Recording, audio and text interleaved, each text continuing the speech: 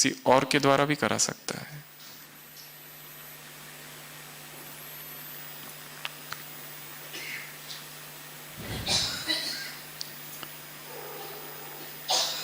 स्वामी विवेकानंद ने अपनी जीवन की एक कहानी लिखी है।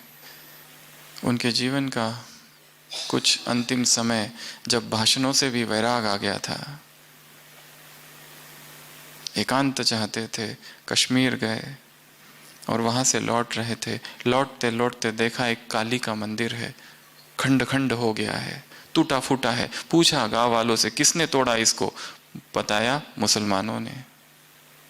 क्रोध आ गया, इतना क्रोध आया कि सोचा मैं और ये गांव वाले क्या कर रहे थे जब ये मंदिर तोड़ रहे थे, तो नपुंसक हैं यहाँ के लोग।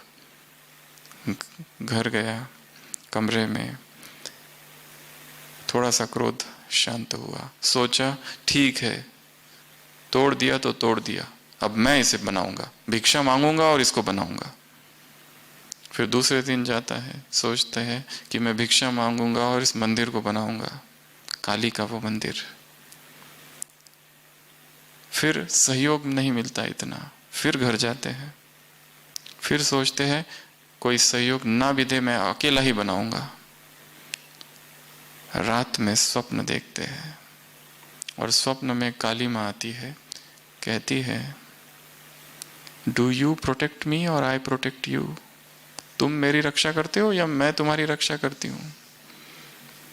क्या मेरा मंदिर मैं सुरक्षित नहीं रख सकती? तुमको क्या लगता है ये मेरी ही इच्छा से हो रहा है? तुम अपने आप को कर्ता समझ रहे हो। तुम समझते हो कि तुम मेरा मंदिर बनाओगे, मैं चाहूं तो सोने का मंदिर बना सकती हूं।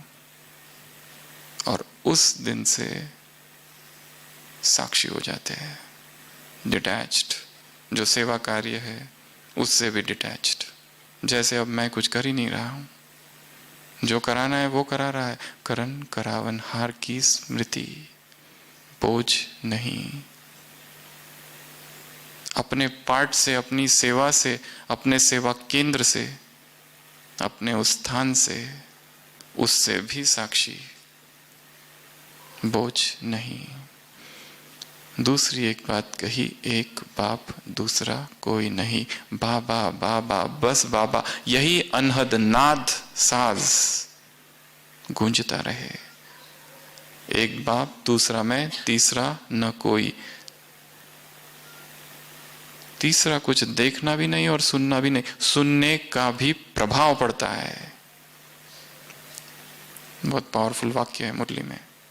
सारे दिन भर हमने तो ऐसे ही सुन लिया, सारे दिन भर हमने तो ऐसे ही देख लिया। जो देखा और जो सुना उसका भी प्रभाव पड़ता है। क्या सुना, क्या देखा, किसको देखा? टीवी देखा, सीरियल देखे या कोई वीडियो देखा, जो भी देखा, जो भी सुना, संसार के गीत, सबका प्रभाव पड़ता है और फिर रात में स्वप्न में निकलता है।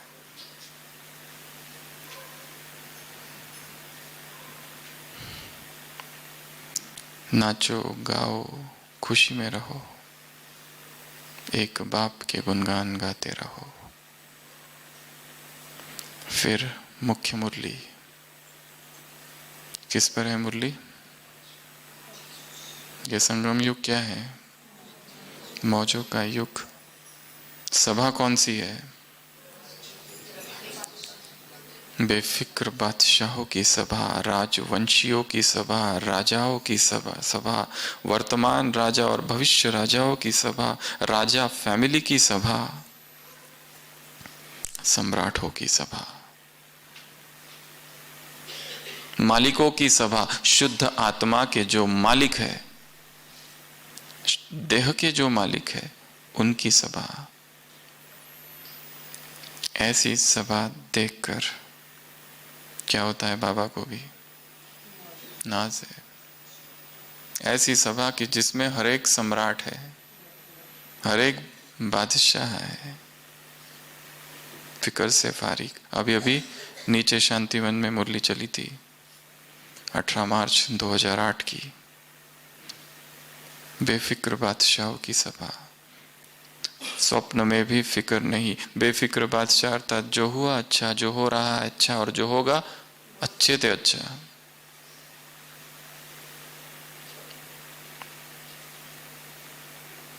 ऐसा निश्चय, ऐसा विश्वास अर्थात बेफिक्र। क्या ऐसा निश्चय है?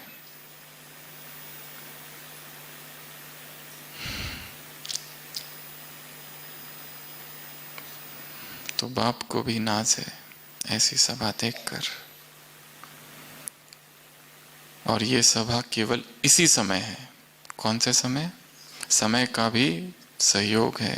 संगम युग पर, इस छोटे से युग में सारी विशेषताएं समाई हुई है। इस छोटे से युग में सारी प्राप्तियां समाई हुई है। खजाने सबको दिए हैं, परंतु सबके पास अलग अलग है। क्यों? खजाने जमा करने की विधि अभी अभी मुरली चली नीचे शांतिवन में। विधि निमित्त और निर्माण, चाबी 3, बिंदिया खाते 3, स्वपुरुषार्थ, पुण्य, दुआएं।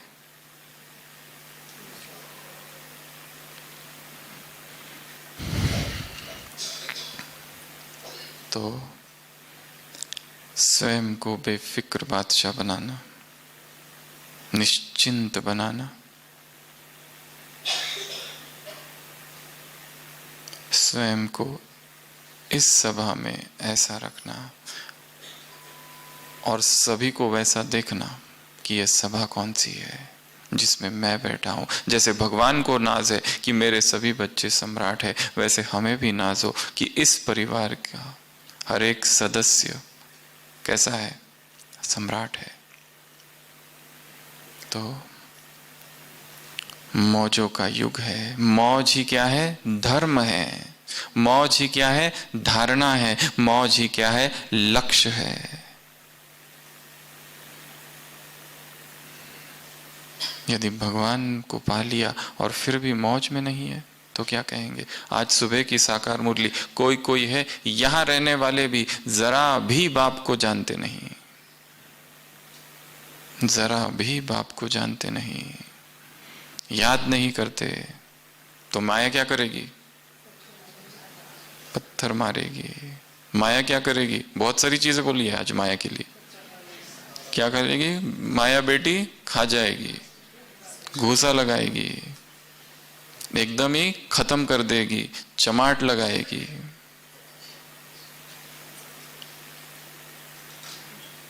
तो मौज, मौज अर्थात, मौज अर्थात, मौज शब्द का क्या अर्थ है? मौज अर्थात खुशी, एक अर्थ। मौज अर्थात लहर, मौज अर्थात तरंग, वेव, हिलोर। तरंग होती है, उसे मौज कहा जाता है। मौजों का जीवन, मौजों के नजारों का जीवन, सब चीजों में मौज है। 8 चीजें बताई है जिसमें मौज है। शुरुआत अमृत वेले से, उठो तो मौज, भगवान से रूह रूहान। 3 मिनट का व्रत पहले बिस्तर पर उठते ही, तो उठना भी मौज में, सोना भी मौज में। याद की गोद में सोना, सोने की क्या विधि है? थक गए और जाकर खटिया में लेट गए, इसको 1995 अव्यक्तवाणी आलस और अलबेलापन कहा है। बाप से बात नहीं की, बाप को पोता मेल नहीं दिया, चार्ट नहीं दिया, कहा नहीं, कुछ ज्ञान का मंथन नहीं किया और सीधा जाकर लेट गए।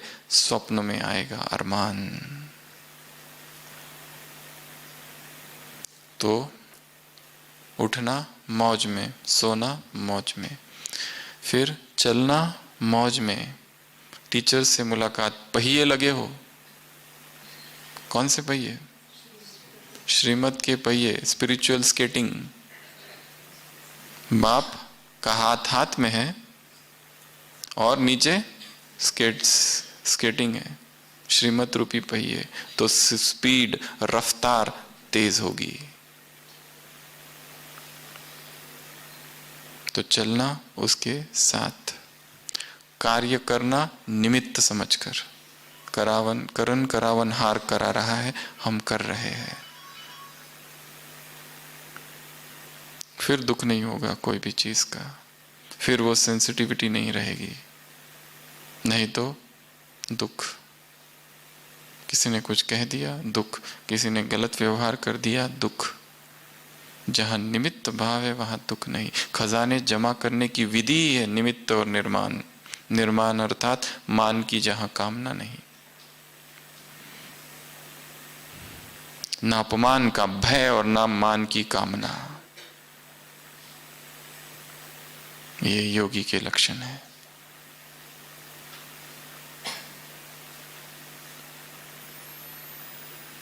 तो चलना याद में, कार्य करना मौजों में। 4, खाना मौज में, याद में, भोग लगाकर समर्पण भाव से, धीरे धीरे मौन में। टेबल टॉक न हो, टेबल टॉक किस तरह से ब्राह्मणात्मा भोजन करे, चिंतन का विषय है। जैसे अब कर रहे हैं, क्या वो ठीक है, या उसमें कुछ। आज सुबह की मुरली, सिलाई करने वालों को याद किया बाबा ने। बुद्धि योग बाप से लगा हो, सिलाई करते समय भी, भोजन खाते समय भी बाप की याद हो। याद रहती है, क्यों नहीं रहती पूछा। स्थूल कार्य रह सकती है। 23 दिसंबर 68, सिलाई करने वालों से मुलाकात, साकार मुरली।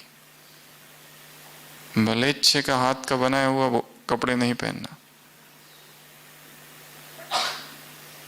जो योगी बच्चे हैं उनके सिलाए हुए कपड़े पहनना। बाबा की याद में सिलाए हुए कपड़े। एक है बाबा की याद में बनाया हुआ भोजन, एक है बाबा की याद में सिलाए हुए कपड़े। अव्यक्त महावाक्य है, टेलरिंग डिपार्टमेंट में लगा हुआ है, जाकर देख लेना। तो सिलाई करते हुए भी बुद्धि योग बाप की ओर, कोई भी कार्य करते हुए बुद्धि योग उधर। तो खाते और फिर है पीते। क्या पीते? ज्ञानामृत पीते। और पिलाते क्या? आज कहा ना, भवानी माता हो, ज्ञान अमृत पिलाती हो।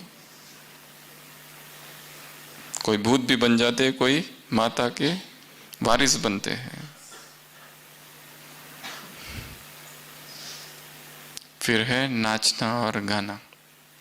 नाचते भी हो तो मौजों में, गाते भी हो तो भी मौजों में।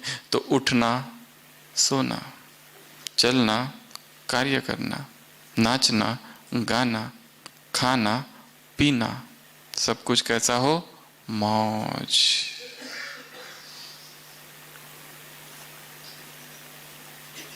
ऐसा मौज भरा जीवन, life of celebration, life of feasting, not fasting. वो लोग फास्ट करते हैं, हम लोग फीस्ट करते हैं। ऐसा आनंदमयी जीवन अर्थात ब्राह्मण जीवन। क्या हमारा ऐसा जीवन है? या भगवान को पा लिया, भगवान से मिल लिए, भगवान से दृष्टि ली, भगवान से टोली ली, भगवान की वाणी पढ़ी, भगवान के महावाक्यों को पढ़ाया, भगवान का परिचय दिया, आत्माओं को भगवान के घर लेकर आए, भगवान से मिलन मना दिया उनका, और हम खाली रह गए। और हम नहीं, अंतर्मन से उससे दूर चले गए। आज कहा ना रात्रि क्लास में, सुबह की मुरली, तुमने ही छोड़ दिया, अर्थात भगवान नहीं था। एक है बाहर से छोड़ना, एक है अंदर से छोड़ना। बाहर से छोड़ना दिखाई पड़ता है, वो कम छोड़ते हैं, पर एक है अंदर से छोड़ना, अंदर से तलाक दे दिया उसको। अब उसका और हमारा दूर दूर दूरी है, तन्हाई। हम अपनी तन्हाई में जी रहे हैं, उससे कनेक्शन ही नहीं।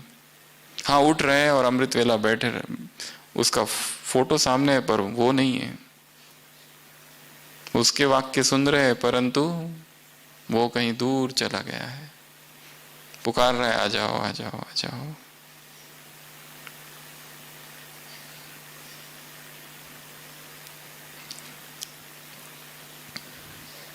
स्वामी रामा जब अमेरिका में गए तो उन्होंने अपने एक क्लास लेक्चर में कहा था, बाइबल का कोटेशन दिया था कि जीसस क्राइस्ट कहते हैं कि यदि तुम में विश्वास है और तुम एक पहाड़ से कहो कि ये पहाड़ उठ, तो वो पहाड़ उठेगा और समंदर में जा गिरेगा। If ye have faith, and if ye say unto mountain, oh get up and planted unto that, get up and get planted on the sea, and it shall obey you, if ye have faith in your heart. यदि तुम्हें विश्वास हो और विश्वास के साथ कहोगे कि हे पर्वत उठ जा और समुद्र पे जा गिर, तो वो होगा। ऐसा तुम्हारा निश्चय होना चाहिए। ऐसा बाइबल का एक कोटेशन दिया। एक माता उस सभा में बैठी थी, उसके मन में आया मेरे घर के पीछे बहुत बड़ा पर्वत है और धूप नहीं आती उसकी वजह से, बहुत बाधा बन के बैठा है, क्यों ना मैं अभी मेरा निश्चय, और ये तो मुझे पहले से पता था बाइबल का। अच्छा किया ये आदमी भारत से आया और उसने याद दिलाई, तो अभी मैं प्रयोग करती हूँ जाके। और गई, खिड़की खोली और देखा इतना बड़ा पर्वत, इस पर्वत की वजह से धूप भी नहीं आती, कपड़े भी नहीं सूखते और निकल जाना चाहिए। खिड़की का दरवाजा बंद करती है और आदेश देती है, हे पर्वत उठ और दूर चला जा, इतना दूर चला जा कि दिखाई भी ना दे। और फिर बहुत देर रुक कर खिड़की खोलती है तो पर्वत तो वहीं के वहीं खड़ा है। कहती है मुझे पहले ही पता था।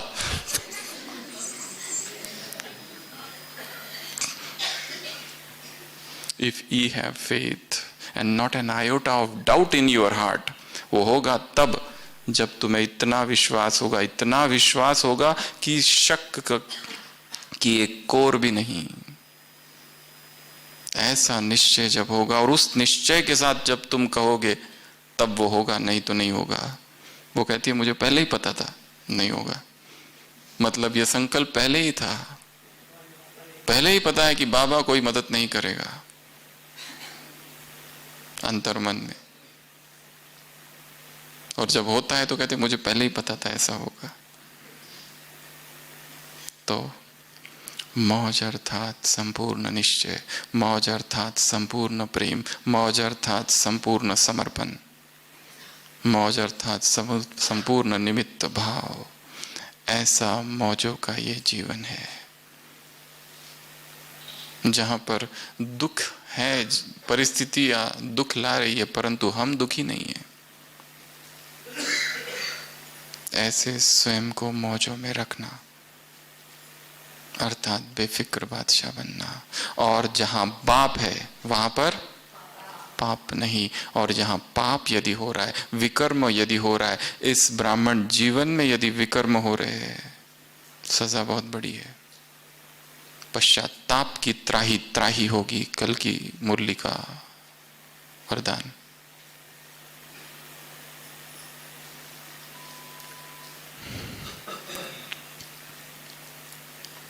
तो यदि पाप हो रहा है, विकर्म हो रहा है, गलतियां हो रही है,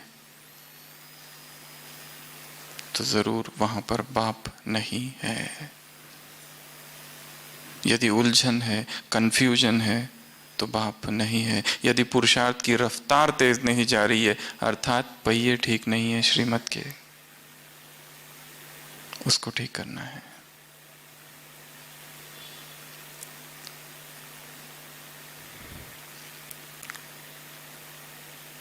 जैसे दिखाया है, किसी गांव में बहुत तूफान आता है, दो साधु होते हैं, दोनों की एक झोपड़ी होती है जहां वो रहते हैं। इतना भयंकर तूफान आता है, और तूफान जब शांत हो जाता है और वो रात को अपनी झोपड़ी के पास आते हैं तो देखते हैं कि आधा छत उड़ चुका है। उसमें से एक जोर जोर से भगवान को गिड़गिड़ा कर कहता है, हे प्रभु कहाँ है तू? क्या यही तेरा न्याय है? हम जो तेरे प्रति समर्पित है और हमने अपना सारा जीवन तेरी सेवा में लगा दिया, उनके साथ तू ये हाल करता? गांव में देखो सारे कपटी और छल करने वाले, दंभ और कपट करने वाले लोग, सबके घर ठीक है, तुमको हमारा ही घर मिला था, एक ही झोपड़ी हमारे पास और है ही क्या? सब कुछ तो तेरी सेवा में दे दिया, फिर भी तू ऐसा करता है। और वो दुखी होकर गिरता है।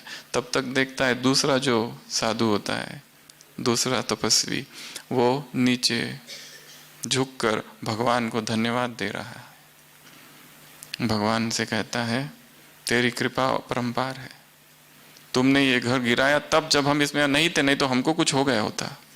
पहली तो ये बात, और दूसरा आधा घर बचा के रखा तुमने। कितनी तुमको हमारी चिंता है, परवाह है। और जब अंदर सोता है वो, तो देखता है अच्छा ही हो गया ये छत आज नहीं है। कितने समय के बाद ऐसा दृश्य दिखाई दे रहा है, ऐसी चांदनी रात, तूने ये पहले क्यों नहीं किया? इस व्यक्ति का आनंद, इस व्यक्ति की मौज, इस व्यक्ति की खुशी कोई परिस्थिति छीन नहीं सकती। ऐसा अचल ध्रुव तारा। ध्रुव तारा कैसा होता है? उसको कोई चढ़ा नहीं सकता, कोई गिरा नहीं सकता, ऐसे लटके रहना है ध्रुव तारे की समान। ऐसे नहीं कि कोई आ जाए और हमको बहुत चढ़ाए और हम चढ़ जाए, और कोई दूसरे आए और गिरा दे और हम गिर जाए। ना तो चढ़ने वाले ना तो गिरने वाले, अचल ध्रुव तारे की तरह। तो संगम युग को ऐसा मौजों का युग बनाना है। ऐसे बेफिक्र बादशाहों को, ऐसे सदा मौज में रहने वाले और मौजों के नज़ारे देखने वाली आत्माओं को, ऐसे भाग्यवान बाप के साथ साथ रहने वाली आत्माओं को, ऐसे दिल तख्त नशीन, ऐसे स्वराज्य अधिकारी आत्माओं को, ऐसे पदम भाग्यशाली आत्माओं को बाप दादा का याद प्यार, गुड नाइट और नमस्ते। हम रूहानी बच्चों की, रूहानी बाप दादा को याद प्यार, गुड नाइट और नमस्ते। अच्छा, ओम शांति।